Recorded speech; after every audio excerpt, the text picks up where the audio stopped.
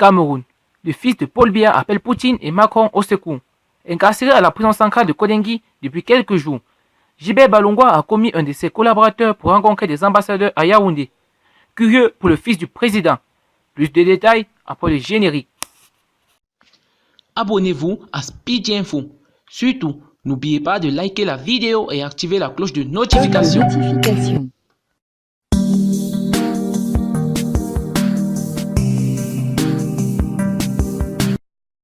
Incarcéré à la prison centrale de Kondangui depuis quelques jours, Gilbert Bahongla a commis un de ses collaborateurs pour rencontrer des ambassadeurs saine fonction à Yaoundé.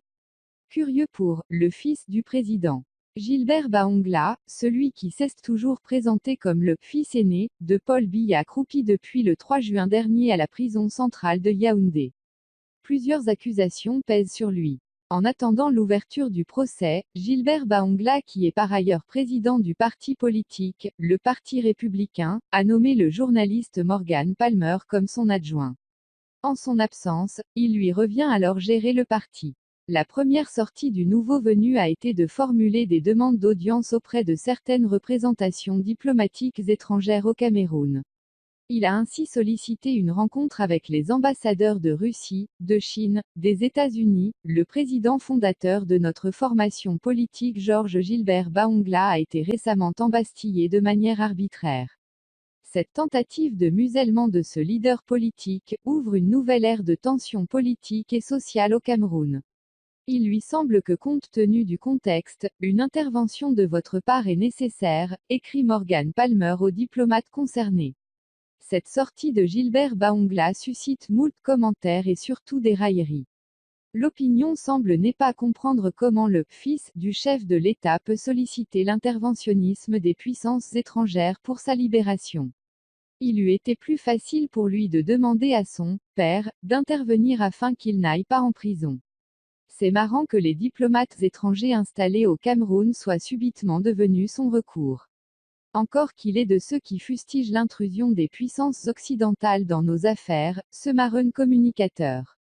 Dans la demande d'audience adressée par Morgan Palmer, il n'est fait état nulle part d'un quelconque lien de filiation entre celui qui est en détention préventive à la prison de Kondangui et le chef de l'État. C'est une preuve flagrante de l'imposture de ce monsieur. Il prétend être ce qui n'est pas. Récidiviste. Il est à noter que c'est depuis plusieurs années que ce personnage s'en prend à certaines personnalités publiques, et ceci de manière violente. Ils sont traités de tous les noms d'oiseaux. Pas de respect pour l'âge, encore moins de la fonction occupée par certains. Récemment, on l'a vu profaner la mémoire de l'ex-décécé, alors même que son corps était encore à la morgue. Que n'a-t-on pas encore entendu sur Franck Biya, Laurent Esso, Mbarga Nguel, Grégoire Owona? Il semblait être un intouchable, n'hésitant pas très souvent à user du trafic d'influence pour s'approprier certains biens privés.